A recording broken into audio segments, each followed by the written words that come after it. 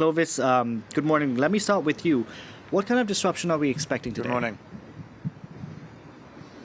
Well, here at Gare d'Austerlitz in the heart of Paris, situation very quiet. According to Sudrail, which is one of the unions, 1 out of 2 train drivers across France is today on strike, a nationwide strike, of course.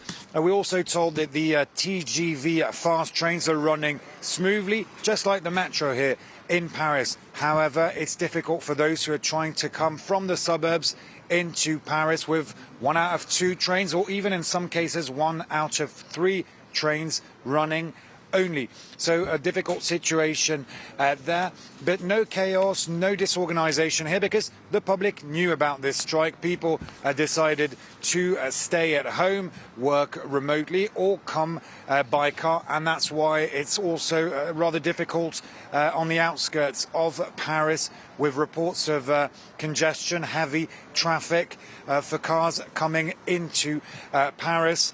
Heavy traffic there, but for the time being the situation is very quiet at the Gare d'Austerlitz, but we are expecting some action this afternoon.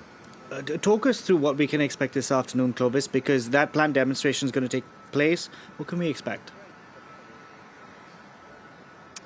Well, there is this demonstration, and that's why I was talking about action, because left-wing union CGT is called for a protest, leaving very close from here, Place d'Italie, staying on the left bank, a march. Police is expecting a few thousand people, up to 30,000 people, just like last Sunday, a march organized by the CGT union, and also with many left-wing parties taking place. First and foremost, the France Unbowed leader, Jean-Luc Mélenchon, has called his troops to turn up, put pressure on the government. You know the context here in France. Strikes in oil refineries, oil depots for nearly 3 weeks now. A difficult situation for the French people, struggling to get petrol. You have around 28% of stations struggling to get supplies, according to the latest estimates. Here in Paris and its region, it's worse.